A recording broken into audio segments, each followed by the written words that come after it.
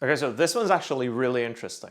A multifaceted puzzle within itself, the latest project from the McManus Brothers, the creators of the criminally underseen American Vandal and Cobra Kai, is this really weird sci-fi horror hybrid that defies preconceived genre notions and unravels itself as an understated cinematic paradox. It is this really odd combination of different horror subgenres and different horror elements that somehow surprisingly works. Some seriously bizarre events are happening on Block Island.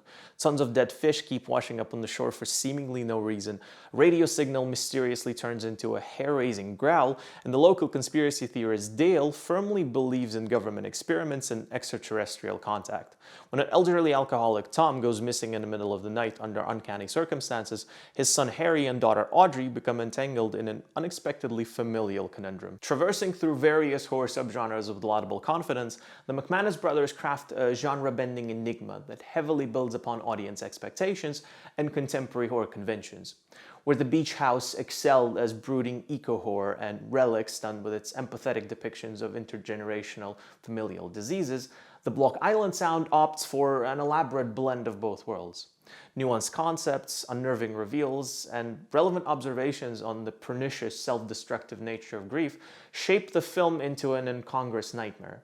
It looks effortless, but I can only imagine just how difficult it must be to balance all of those aspects and make it look so seamless. Inevitably, the film's dramatic core is focalized around the depiction of loss and its coping mechanisms.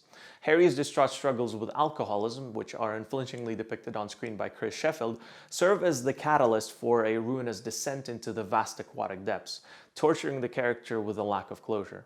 It is the kind of downward spiral that not only dispels any doubts about malevolent intent and triggers the worst possible outcomes, but also confines within its suffocating abyss of guilt and suffering. The directors constantly keep the pressure on both their characters and the audience, exercising their own brand of menacing suspense through the use of negative space, otherworldly sounds, and the peculiarly duplicitous nature of the horror elements that makes you question your perception of horror. There's this persistent sense of unease, which is then heightened to another degree of terror with a sinister, tumultuous score by Peter Koch. The most surprising aspect of the Block Island sound is that, unlike some of the recent indie horror endeavors, this one completely refuses to play by the established genre rules and doesn't succumb to being either a mere metaphor or a straightforward sci-fi horror. The McManus brothers skillfully avoid unnecessary plotting, even if some of the more pronounced mysteries could have been left ambiguous, constructing a relatively modest jigsaw out of grand, deeply unsettling ideas. This really is a terrific horror film. So that's the Block Island sound. What a fitting end to the summer of 2020. If you're into slow burn horror movies or films that kind of try to elegantly deceive you throughout the runtime and then still lead to a logical conclusion, you'll probably dig this one. I certainly did.